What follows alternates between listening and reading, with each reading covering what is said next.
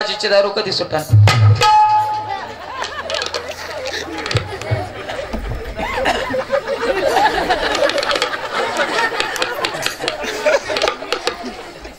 ए बघता अहो काय म्हणलं?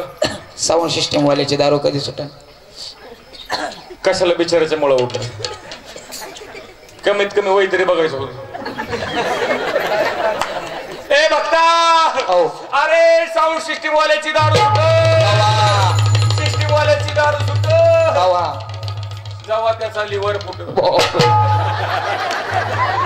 आई माझं दुसरं कोड होता ग, दुसरं कोड होता ना. जरा सोपं सोपं विचार बर आणि आपल्यातले आपल्यातच विचार. बरोबर. कारण इथले लोक मला चॅप्टर दिसायचे. काय जर चुकलं ना तुला आणि मला डांबरीनं ताणून हाणते. थांब मला पैसे आणू दे.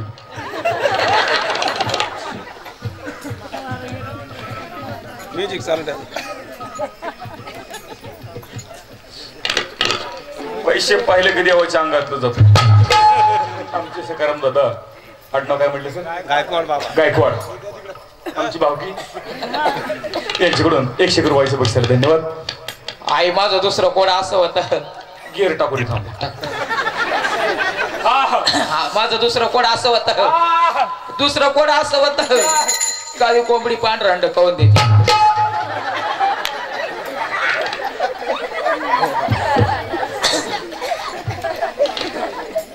बघता तू काय डोक्यावर बिका पडलाय का? काय पण विचार लागलाय. काय म्हणला? काळी कोंबडी पांढरा अंड खाऊन देते. अरे अरे देवाची चेष्टा करतोय तू. अरे तुला माहित नाही या देवाची ताकद. अरे हा देव वल्या झाडाला आग लावणारा देव. फक्त याला सकाळी सकाळी चहा प्यायला चूल पेटत नाही. फक्त काय म्हणला? काळी कोंबडी पांढरा अंड खाऊन अरे असले प्रश्न विचारायला, अरे असले प्रश्न विचारायला तुला देव काय पोल्ट्री फार्म मध्ये कामाला वाटलं? काळजी करू नको भक्त, माझ्याकडे तोडगा आहे. एक काम कर, 3.5 मीटर कापड घे, त्याच्या 4 घड्या घाल, त्याच्यामध्ये 5 किलो हिरवं लिंब बांध, 5 किलो टाचण्या बांध, 5 किलो मिरच्या बांध, 5 किलो गुलाल बांध, 5 किलो बिबे बांध, सगळ्याचं गठोडं बांध आणि तुझ्या कोंबडीच्या गळ्यात बांध. आई वजन कोंबडी मरण ना. मला पण माहिती. बर पण देवाचं डोकं बघ. बर गुडघ्यात का? गुडघा डोक्यात. देवाचं डोकं बघ. अरे जर का कोंबडी वजन मेली, जर का कोंबडी वजन मेली, अंड घालायचं कुठं प्रश्न येते? करायला का देवाला एडच काढतो रे. आई तिसरं होतं एक शेवटचं. तिसरं शेवटचं पड काय पिंपरीकरांना गुत दिलं होय? हो बरं विचार. आई आई पाऊस का पडा ना आई? तुला मागाशीच मला सोपं सोपं विचार, आपल्या रेंज मधलं विचार. काय म्हणला? पाऊस का पडा ना? का पडा नाही पाऊस? मला सांग आता ऋतू कोणता चाललाय? हो ना. नक्की ना? हो. मग उन्हाळ्यात पाऊस काय तुझ्या बापान तुलतोय? आई पाऊस आहे तर पडा ना ग. खरंय बघ. हो. यंदा पावसाळ्यात सुद्धा चांगला पाऊस झाला नाही. माझा बळीराजा, माझा शेतकरी राजा यंदा काही सुखी झाला नाही बघता. पण त्याला काही कारण नाही. लोक म्हणतात तंत्रज्ञान सुधारलं, लोक म्हणतात विज्ञान सुधारलं, पण देव लय चॅप्टर आहे. देवानं काही गोष्टी आपल्या हातामध्ये ठेवल्या म्हणून त्याला देव म्हणतात. फक्त मला सांग पाऊस का पडाना? सांगतो त्याचे अनेक कारण आहेत, पण त्यापैकी एक कारण आहे. फक्त मला सांग, बर झाड लावलंस का? नाही नाही. अरे अंगणामध्ये झाड लावलंस का? नाही नाही. अरे रस्त्याच्या कडेला झाड लावलंस का? नाही नाही. सडकावर झाड लावलंस? नाही. झाड लावते. शेतामध्ये झाड लावलंस का? नाही नाही. नाही लावलं. मग मला सांग तुला लाज वाटते का? आई पाणी नाही झाडाला द्यायला. अच्छा, म्हणजे झाडाला द्यायला पाणी नाही, झाडाला घालण्यासाठी पाणी नाही, म्हणून झाड नाही लावलं. बरोबर.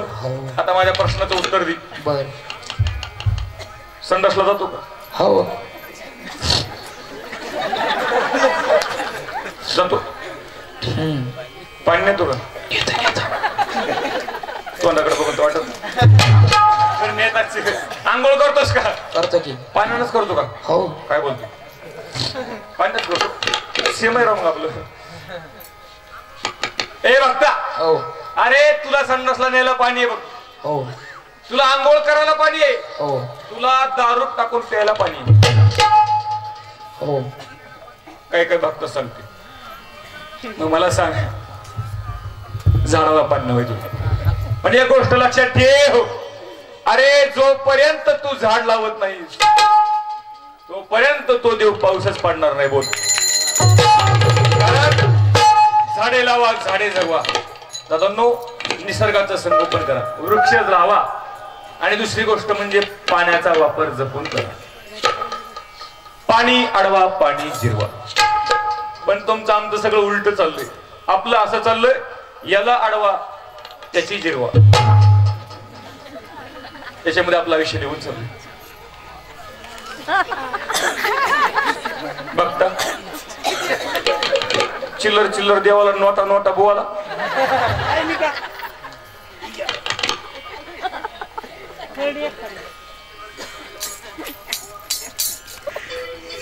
म्हणून जातो ना, झाडं लावा. कारण एक झाड माणसाला फळ देतो, फुल देतं, सावली देतो, ऑक्सिजन देतं. दादा म्हणून माझे ज्ञानोबा आहे सुद्धा म्हणतात, नगरेची रचावी, महावने लावावी. माझे जगद्गुरु तुकोबराय म्हणतात, वृक्षवल्ली आम्हा सोयरी वनचरी. वृक्ष हा शेतकऱ्याचा मित्र आहे, सोरा आहे, सगा आहे. म्हणून वृक्ष लावा. कारण माणसं निसर्गाला काही देत नाहीत, परंतु निसर्ग माणसाला भरभरून देतो. म्हणून निसर्गाचं संगोपन करा. आणि दुसरी गोष्ट म्हणजे शरीर स्वच्छ ठेवा, घर स्वच्छ ठेवा, अंगण स्वच्छ ठेवा, गाव स्वच्छ ठेवा. जेणेकरून कोणत्याही प्रकारची रोगराई, कोणत्याही प्रकारचा आजार आपल्या गावामध्ये शिरणार नाही, याची दक्षता घ्या. संत तुकडोजी महाराज आपल्या ग्रामीण गीतेमधून दादांनो जीवनाचे काही धडे देतात. महाराज म्हणतात, अरे रिकामा कशाला फिरतो, तुझं गावाच नाही का तीर्थ. दादा, आधी गावाला आपलं तीर्थ बनवा, मग तीर्थयात्रेला जा. नाही तर गाव वसाड पाडायचं, गाव घाण करायचं, गावात कचरा टाकायचा आणि तीर्थयात्रेला जायचं. तीर्थयात्रा सफल होणार नाही. माझे गाडगे बाबा कीर्तन आयोजित केलं तर माझे गाडगे बाबा त्या गावामध्ये 2 दिवस अगोदर यायचे. आता कीर्तन कर 10 मिनिटं अगोदर येतो, कधी कधी तर 1 तास उशिरा येतो. पण गाडगे बाबा 2 दिवस अगोदर यायचे. गाव स्वच्छ करायचे, माणसाची मन स्वच्छ करायची आणि मग कीर्तन करायचे. कारण त्याच भूमीमध्ये बीज पेरलं जातं. ज्ञानोबराय म्हणतात, मग निर्वाळलेली भूमी बीज पेरली, आधी मशागत करावी लागते. म्हणतात, नवविध भक्तीच्या नवरात्रा, करुणपोटी मागीन ज्ञानपुत्रा, धरीन सद्भाव अंतरीच्या मित्रा, दंभ संसार सांडीन कुपात्रा. आता साजनी झाले मी निसंग, विकल्प नवऱ्याचा टाकीला संग, काम क्रोध हे झोडीले मांग, आणि केला मोकळा मार्ग सुरंग. आईचा जोगा मागून ठेविला, आहो जावणी महाद्वारी नवस फेडीला, एका जनार्दन पण देखिला, जन्म मरणाचा फेरच तुला सज्जना. जोगवा म्हणजे काय, वारी म्हणजे काय. नाथ महाराज म्हणतात, वारी वारी वारी, जन्म मरणात ते वारी. जन्म मरणाची वारी चुकवणे हिला वारी म्हणायचं. नाथ महाराज म्हणतात, त्या आईची वारी केली, त्या आईचा जोगा मागितला, पण कोणता? ना मिठाचा मागितला, ना पिठाचा मागितला. मग जोगा मागितला कोणता? तर जोगा मागितला ज्ञानाचा, वैराग्याचा, भक्तीचा, प्रेमाचा आणि भावाचा. महाराज म्हणतात, जोगा मागितला. कारण भक्ती प्रेमाविन ज्ञान नको देवा. जीवनामध्ये भक्ती महत्वाची, प्रेम महत्वाचं आहे दादांनो. अहो भक्तासाठी माया सदा तिच्या पोटात.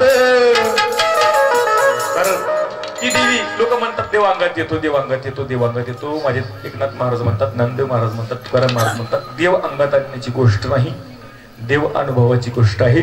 देव अंगात येत नसतो, कारण तो तुमच्या आमच्या अंतकरणामध्ये आधीच असतो.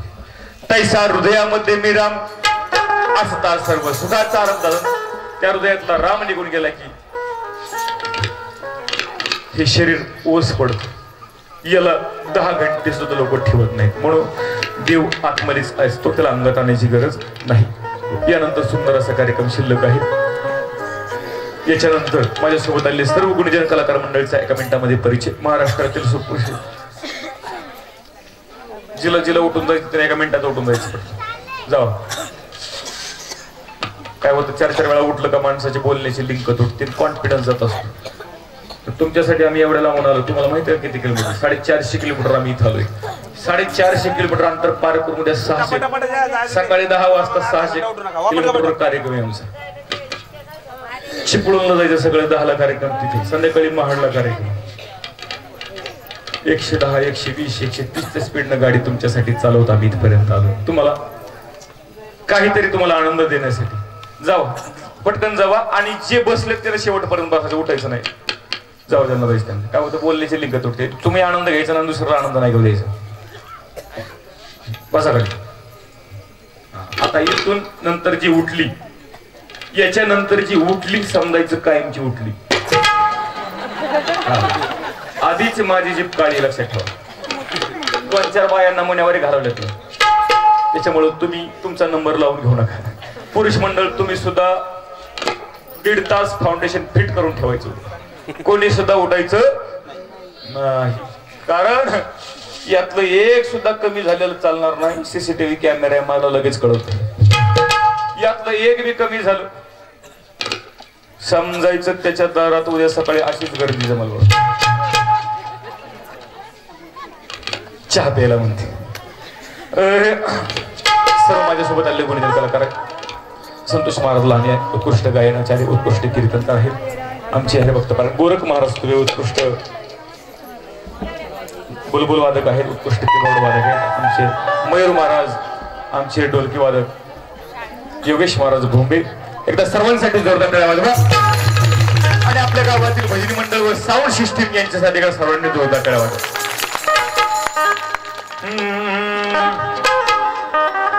यानंतर कार्यक्रम असा शिल्लक आहे. हरिभक्त पारायण गोरख महाराज तुम्हाला उत्कृष्ट प्राण्यांचे पक्ष्यांचे आवाज काढून दाखवतील. आवाज आवडले तर नक्कीच टाळ्या वाजवा. टाळ्याचं बक्षीस तर द्याच द्या, पण लयच आवडलं तर पैसे पण द्या. पैसे पण घ्यायचे. सर्वांनी 2 मिनिटं भजन करायचं. विठ्ठल माझा माझा माझा माझा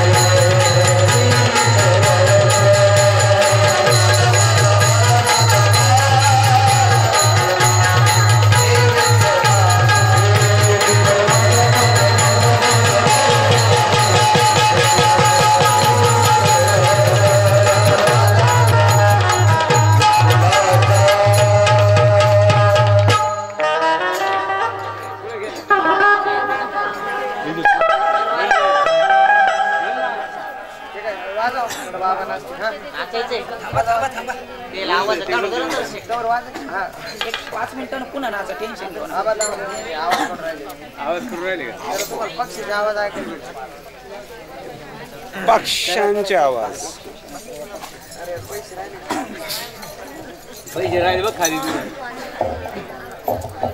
हे बघा 1 तासभर कार्यक्रम आहे. कोणी उठू नका.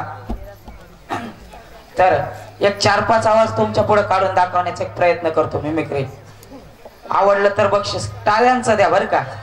पैसे तुम्हाला कोणाला मागत नाही, पण टाळ्यांचं बक्षीस नक्की द्या. प्रत्येक आवाजाला टाळ्या वाजवा. तुम्ही लहान बाळ बघितलं असेल, प्रत्येकाच्या घरात असतं बघा. प्रत्येकाच्या घरात हे लहान बाळ असतच आणि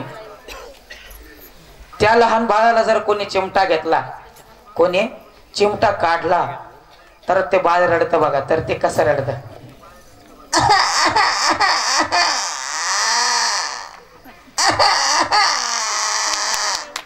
असं ते बाळ रडतं.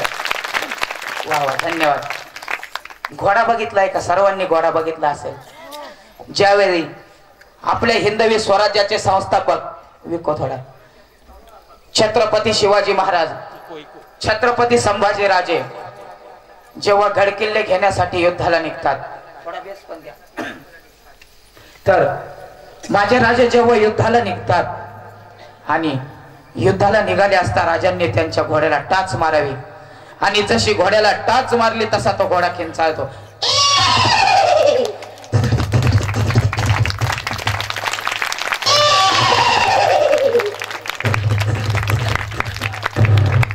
असा तो घोडा खिंचाळतो. तर हाडळ सर्वांनी बघितली असेल किंवा ऐकलं असेल नाव. पुतना मावशी, थोडक्यात चेटकीन भूताची बायको.